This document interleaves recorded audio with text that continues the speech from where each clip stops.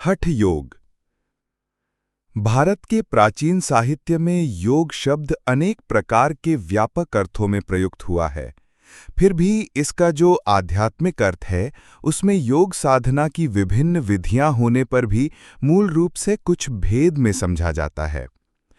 जीवन आत्मा और परमात्मा के संयोग को योग कहा जाए अथवा प्राण और अपान के संयोग, चंद्र और सूर्य के मिलन, शिव और शक्ति की समरसता, चित्त वृत्तियों का निरोध अथवा अन्य किसी भी प्रकार से योग का लक्षण निश्चित किया जाए, मूल में विशेष अंतर नहीं है।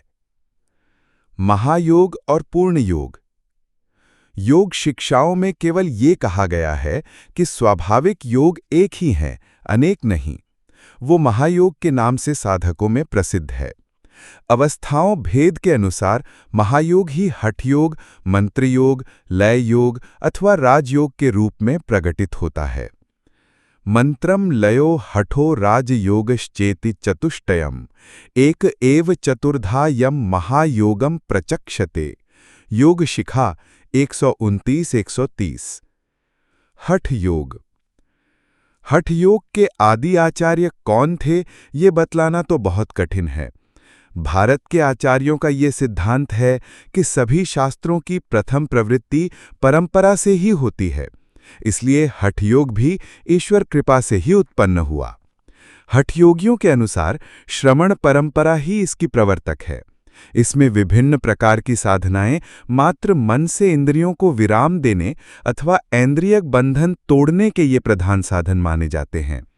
मंत्र साधकों में ये गोरक्षनाथ, चौरंगीनाथ, कन्ही, चूड़ामणि, चेरण और शिवाचार्य आदि के नाम प्रसिद्ध हैं।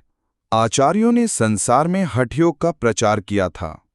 गोष्ठक शतक, गोष्ठक संहिता, सिद्ध सिद्धांत पद्धति, सिद्ध सिद्धांत संग्रह, गोष्ठक सिद्धांत संग्रह, अमृतनंद योग बीज, हठ योग प्रदीपिका, हठ तत्व कौमुदी, घेरंड संहिता, निसंग पुराण इत्यादि ग्रंथों में हठ योग का संपूर्ण रूप में हमें परिचय मिलता है।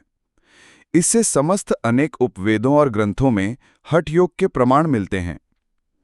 मंत्र सिद्धनाथ और गोरक्षनाथ से पहले भी हठ योग का प्रचार था, इसमें कोई संदेह नहीं। कहा जाता है कि प्राचीन काल में मार्कंडेय मुनि इस योग के साधक थे। दीक्षा हठः स्वाद एकेष्टु गोरक्षादि सुशिक्षकः अन्यो मुकुंद पूजायाः साधकः हठ योगतः। गोरक्षनाथ के हठ योग में योग के 6 अंग हैं। इनमें यम और नियम नहीं है, परंतु मार्कंडेय मुनि अथाव हठ योग के पक्षपाती थे। योग तत्व उपनिषद में हठ योग के 8 अंग बताए गए हैं। इन दोनों प्रकार के योगों का मुख्य उद्देश्य राजयोग या मोक्ष प्राप्ति है।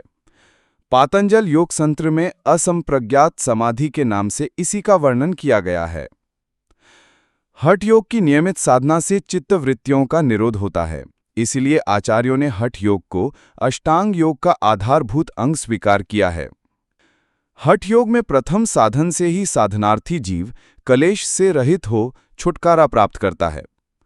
हठ योग प्रदीपिका के अनुसार समाधि अमन मनीषिता अमर तत्व ललित कला परम पद अमर पद अंभ निरालंभ निरंजन जीवन मुक्ति सहजालोक और तुर्यावस्था ये सब राजयोग के ही नाम हैं।